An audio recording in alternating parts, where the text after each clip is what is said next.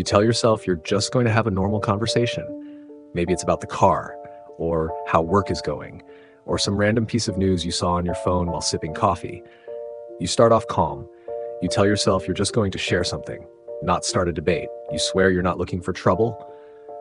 But then, within minutes, it's happening again. That same creeping tension, the subtle tightening in your chest, the way his eyebrows shift, that familiar, unspoken signal that he's about to take over the conversation.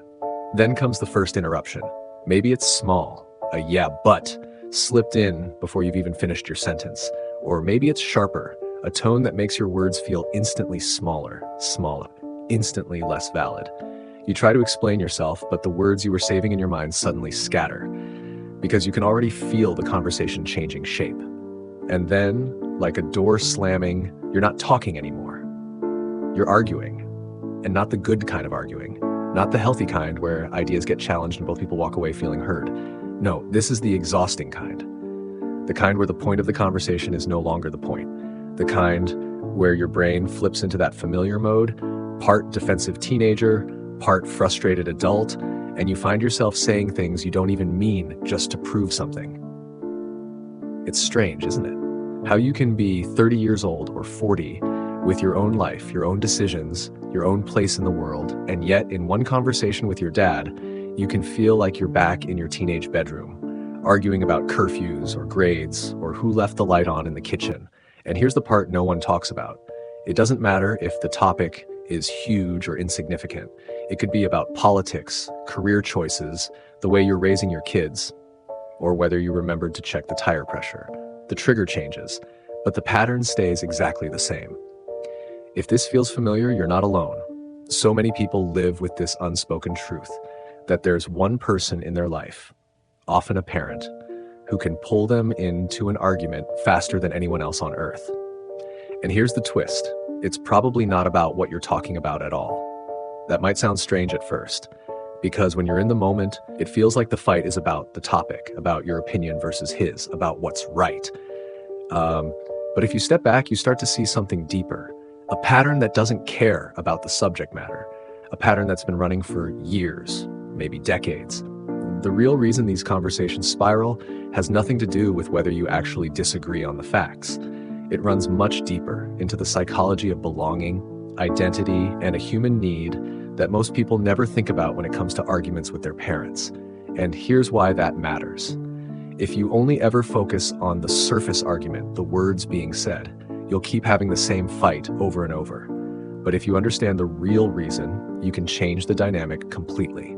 You might not change your dad overnight, maybe not ever, but you can change the way you experience the conversation. You can stop feeling like a powerless kid and start feeling like the adult you've become. And surprisingly, that shift in you can sometimes shift him too. So in this video, we're going to break down exactly why every conversation with your dad seems to follow this script and how to break that cycle. We'll do it through the lens of Alfred Adler, a psychologist who understood something powerful about human relationships. That beneath every argument, there's a hidden competition most people don't even realize they're in. If you've ever thought, I just can't talk to him without it turning into a fight, then what you're about to hear will change how you see those moments forever. Because here's the truth. Once you see what's really happening, you'll never approach a conversation with your dad the same way again.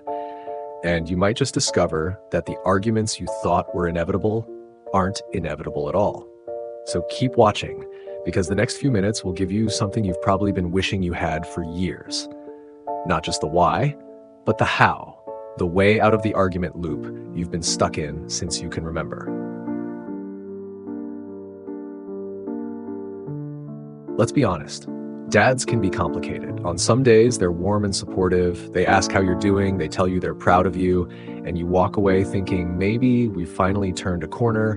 But on other days, it's like they've been keeping a mental scoreboard of every wrong thing you've ever said or done. The tone changes, the warmth disappears, and instead of a conversation, you get what feels like a courtroom cross-examination. Maybe your dad interrupts you before you finish your thought. Maybe he needs to have the last word, no matter what you're talking about. Maybe every casual talk about your job, your relationships, or even the weather somehow turns into him critiquing your decisions. It doesn't even have to be direct criticism. Sometimes it's the subtle things, the sigh when you share your plans, the way he tilts his head like he's silently questioning your judgment. The that's less curiosity and more disbelief. You know these moments so well, you could write the script. You do write the script in your head before you even start talking to him. You tell yourself, all right, I know where this might go. I'm not going to take the bait this time. You promise yourself you'll stay calm. You'll just nod, maybe change the subject, maybe even let him have his way. But then, somehow, you're back in the same emotional loop. It doesn't matter if you started the conversation in a good mood. It doesn't matter if you told yourself to be the bigger person. Suddenly, the voices are louder. You're defending yourself. He's defending himself. Neither of you is really listening. And then comes that feeling. That deep, familiar knot in your chest. The one that's not just about this conversation, but about all the others before it.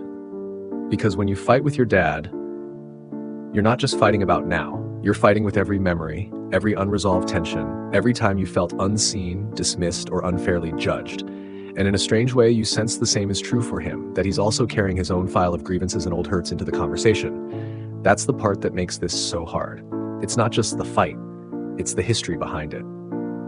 And so the pattern repeats. Raised voices, short tempers, that frustrated feeling of being misunderstood, and the equally frustrating realization that he probably feels misunderstood too.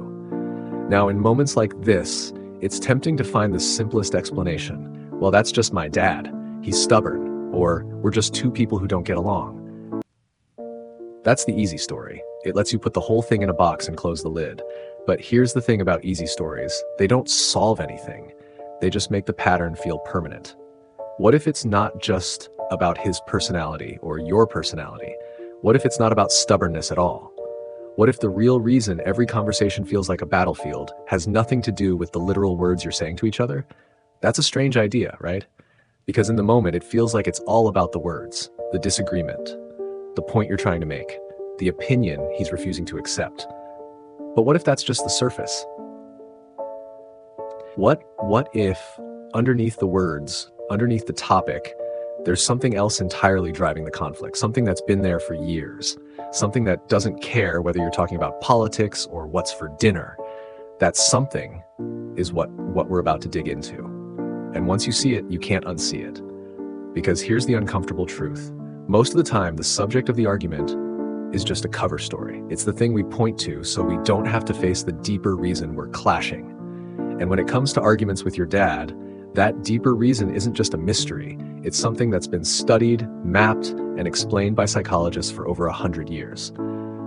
In fact, one of the first people to really understand it was Alfred Adler, a man who believed that beneath almost every human interaction is a quiet, invisible battle we don't even realize we're fighting.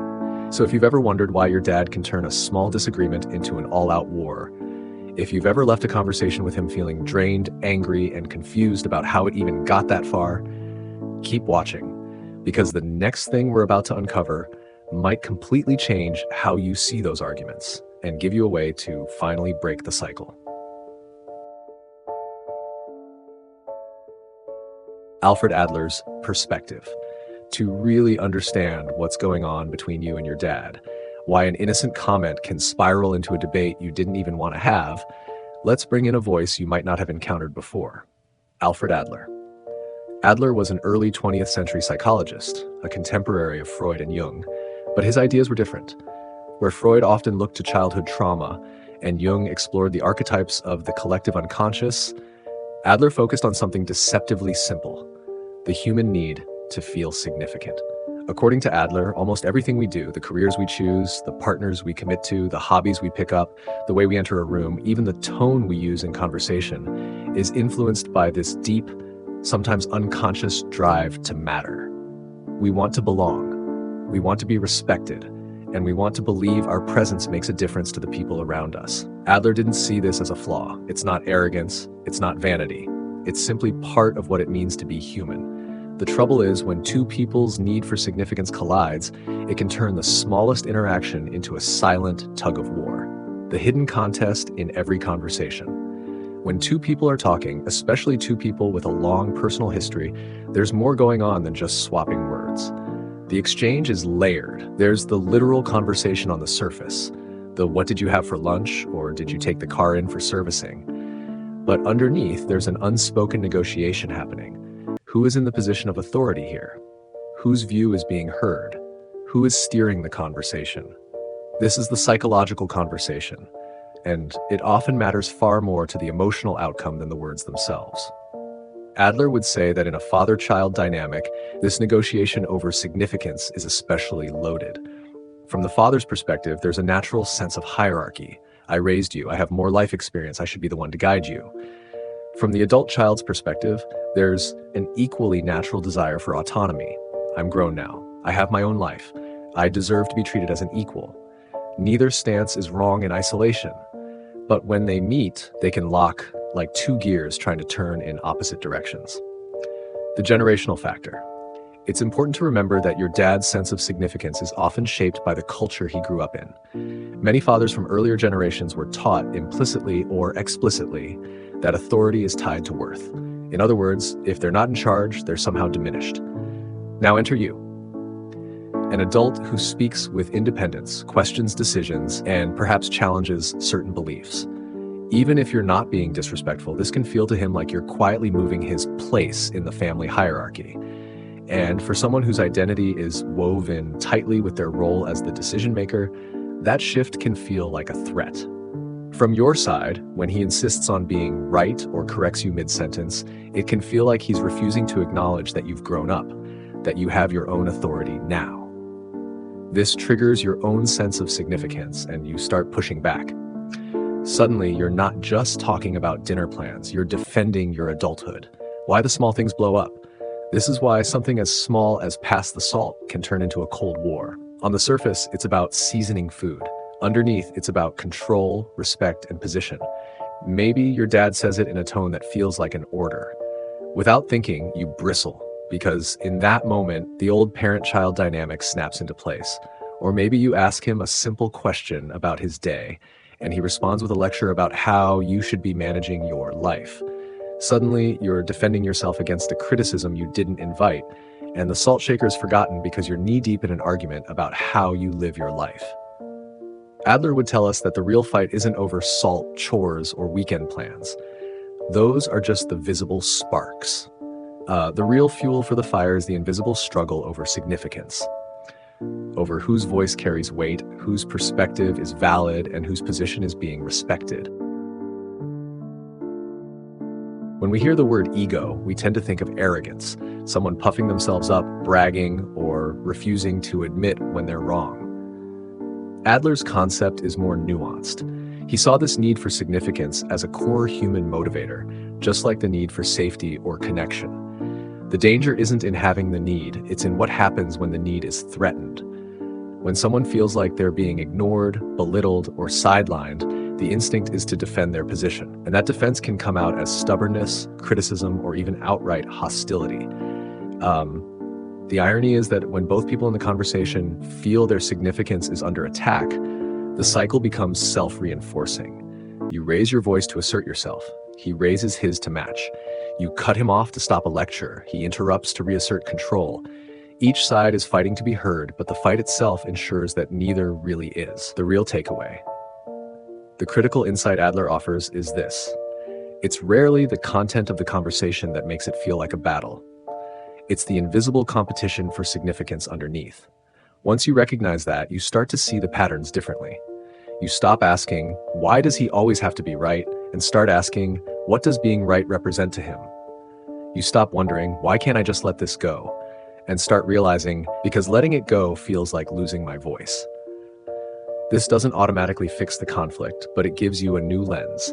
And sometimes that lens is the first step towards stepping out of the loop entirely. The hidden triggers. Alfred Adler argued that most of our behavior as adults is not random. It's the echo of our early life experiences. This means that when you're talking to your father now, you're not just two grown-ups exchanging opinions. You're two people whose ways of speaking, listening, defending, and asserting themselves were shaped decades ago, long before either of you realized you were learning anything at all. For many fathers, their communication style is the product of a much older world, a time when parenting norms, gender expectations, and ideas about respect were vastly different. Imagine your dad as a boy, sitting at a kitchen table in a house where being wrong wasn't just a small embarrassment, it was a kind of shame. In some households, admitting a mistake meant opening yourself up to ridicule. In others, questioning a parent was seen as a direct act of defiance, something almost morally wrong. If your father grew up in an environment where respect was tied to always being the authority, then losing an argument might have felt like losing status. Over time, that mindset doesn't just go away. It becomes automatic, baked into the very rhythm of his speech, the tilt of his head, the way he waits for you to respond. Without even meaning to, he might enter every conversation as though there's a subtle scoreboard in the background. Points for him, points for you. But here's the thing, it works both ways. The way you respond to him today isn't just a product of the person you are now. It's filtered through your own childhood. Maybe you remember the way his voice sounded when you were 8 years old. That sharp tone, or that sigh that told you he was disappointed, or that habit of interrupting mid-sentence. The human brain has a remarkable ability to store emotional memory. It's not just the events themselves we remember, it's the sensations, the heat in your face when you were being corrected, the knot in your stomach when you thought you might get in trouble. These sensations get stored like a shortcut key on a computer. Years later, you hear the same tone or see the same raised eyebrow, and without consciously thinking about it, your brain opens that old file. And suddenly, you're not your adult self, with your own career, opinions, and autonomy.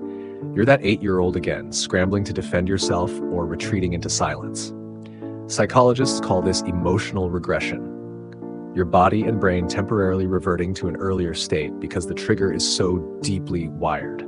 This is why tiny things, a single word, a pause, even a gesture, can feel disproportionately big. That sigh? It's not just a sigh. It's the same sigh from 20 years ago, replayed with all the weight it carried then. That, well, actually isn't just a correction. It's every correction from your teenage years rolled into one. And it doesn't take long for these triggers to spark a chain reaction.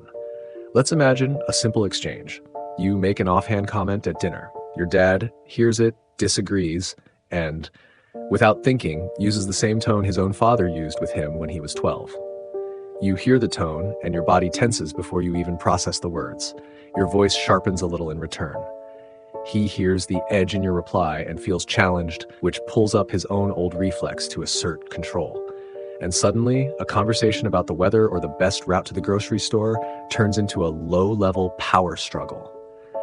Neither of you meant for it to happen. Neither of you woke up that morning thinking, let's have another exhausting argument today. But because the triggers are invisible and automatic, the pattern plays out on its own, almost like a script neither of you remembers agreeing to. This is where Adler's insight becomes especially powerful. If our adult communication patterns are rooted in childhood experiences, then what we're dealing with is not just a matter of personality or temperament. We're dealing with deeply conditioned responses, reflexes that have been rehearsed for decades. And here's the critical point. Once you understand that these reactions are not about the present moment, but about the echo of the past, you gain a kind of leverage over them. You can start to separate the two timelines in your mind. This is my father speaking now in 2025. That feeling I'm having belongs to 2002, or 1994, or even earlier. When you can hold both truths at once, you have the beginnings of choice. You can decide in the heat of the moment whether to respond as the child you once were or as the adult you are now. That doesn't mean it's easy. Those old reflexes will fight to take over. But it means you're not powerless. Still, knowing this raises a much bigger question. If these patterns are so deeply ingrained, if they've been rehearsed and reinforced for decades, does that mean you're stuck with them forever? By the way, if you've ever felt like every conversation with someone important in your life turns into a fight, hit like and subscribe. We break down complex psychology into simple tools you can use to change real relationships, including the ones you thought were unfixable. Here's where Adler offers hope, and not the kind of fluffy hope you get from inspirational posters, but the kind that's grounded in actual psychology and proven patterns of human behavior. Adler believed the antidote to the endless father-child power struggle is cooperation over competition. And if you've spent years bracing for the next verbal sparring match, That idea might feel foreign, even risky, because competition feels safe in its own way. When you're competing, you have rules, a score, and a clear win condition. You either prove your point or you don't. But connection, that's messier. That requires vulnerability. That means you can't keep your armor on all the time. Adler's point was simple. As long as both of you are trying to win the conversation, you're actually making it impossible to solve the conversation. Every word becomes a pawn in the game of who's right. And in that mode, neither side is listening. They're only loading the next round of ammo. So how do you switch from competition to cooperation without feeling like you're just rolling over? It starts with one shift in your mental goal. Stop asking yourself, how do I prove I'm right? Start asking yourself, how do I stay on the same team?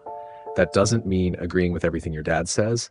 It means refusing to let the conversation become a zero-sum fight where the only way for you to win is for him to lose. And the tool Adler suggested for this is deceptively simple: curiosity. Think of curiosity as the conversational equivalent of opening a window in a stuffy room. It changes the air, it creates space. Instead of rushing to counter his point, you slow the rhythm. You turn to him and ask, what makes you see it that way? Can you tell me more about why you think that's true? Has something happened that made you feel so strongly about this? When you do this, you're sending his brain a subtle but powerful signal. I see you. I'm listening. That signal matters because one of the main drivers of argumentative behavior in both fathers and children is the fear of not being respected or acknowledged. When he feels heard, you reduce his need to defend his position like a castle under siege. When the siege ends, so does the fight. Now, here's something most people misunderstand about this approach.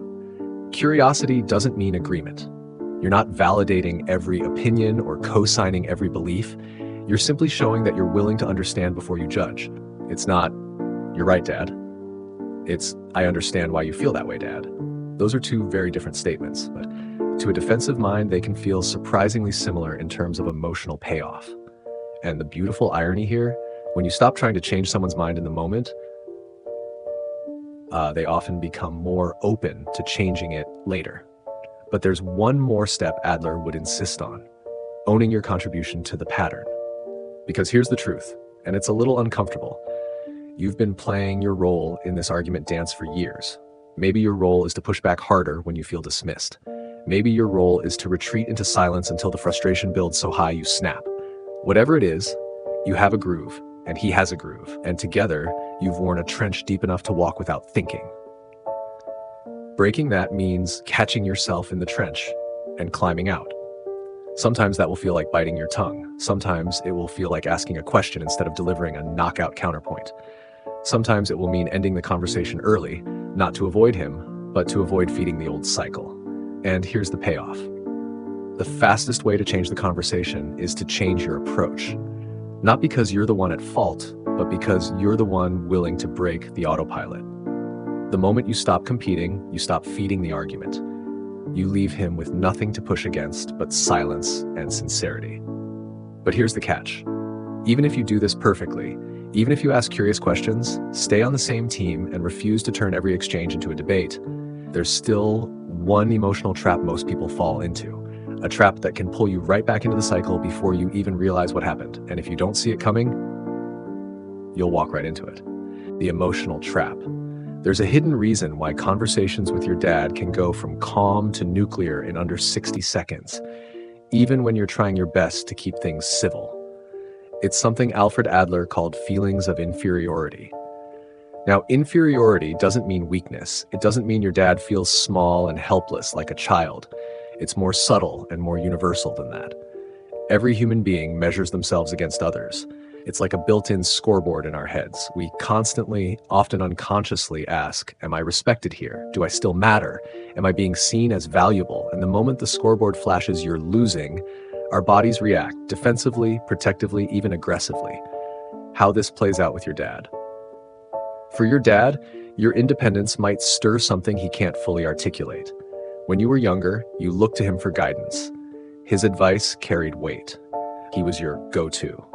Now, you might have your own career, your own opinions, your own ways of doing things. You might even challenge his beliefs he's held for decades. On some level, this can feel like loss of influence, loss of authority, loss of a role that once defined him. And if his sense of worth has been tied to being the one who knows better, your independence can land like a threat. On your side, it's not much different. His criticism, his interruptions, his dismissive tone, those can spark a deep, almost reflexive feeling that you're not enough, that you're still the kid in his eyes, that no matter what you accomplish, it will never quite measure up to his expectations. These feelings for both of you are rarely conscious. You're not sitting there thinking, my dad doesn't respect me, I must assert dominance. And he's not thinking, my child is surpassing me, I must reclaim my throne. But under the surface, that's exactly the emotional current that's pulling the conversation off course. When the conversation stops being about this moment. Here's the tricky part. Once these feelings of inferiority get triggered, you're no longer talking about the actual topic. If the conversation started about whether you should buy a house now or wait a few years, it's not really about real estate anymore. It's about significance. It's about pride. It's about who gets the final word. And that's why arguments with your dad can feel so much heavier than they should for the topic at hand. You're both, consciously or not, fighting for the same thing, proof that you matter. Why de-escalation alone isn't enough. This is why even when you walk in with the best intentions, you tell yourself, I won't take the bait, I'll stay calm, I'll listen. You still might find your voice rising. You still might hear a sarcastic jab slip out before you can stop it. That's because your body isn't just processing logic, it's defending your identity. When you feel criticized or dismissed, your nervous system reacts the same way it would if someone tried to push you physically. It tenses, it pushes back, and often it pushes back hard. The way out. The first step is awareness. You have to catch the moment it happens. That flash of heat in your chest, that tightening in your jaw, that sudden urge to correct him immediately. When you feel that surge, pause and ask yourself one question. Am I trying to solve the problem, or am I trying to protect my pride? This is a hard question, because in the moment, protecting your pride feels like solving the problem. Your brain tells you, if I don't say this right now, he's going to walk all over me. But more often than not, it's the opposite. The moment you switch from problem solving to pride defending, the argument locks in. You stop listening. He stops listening. And the cycle spins on. Choosing the first option.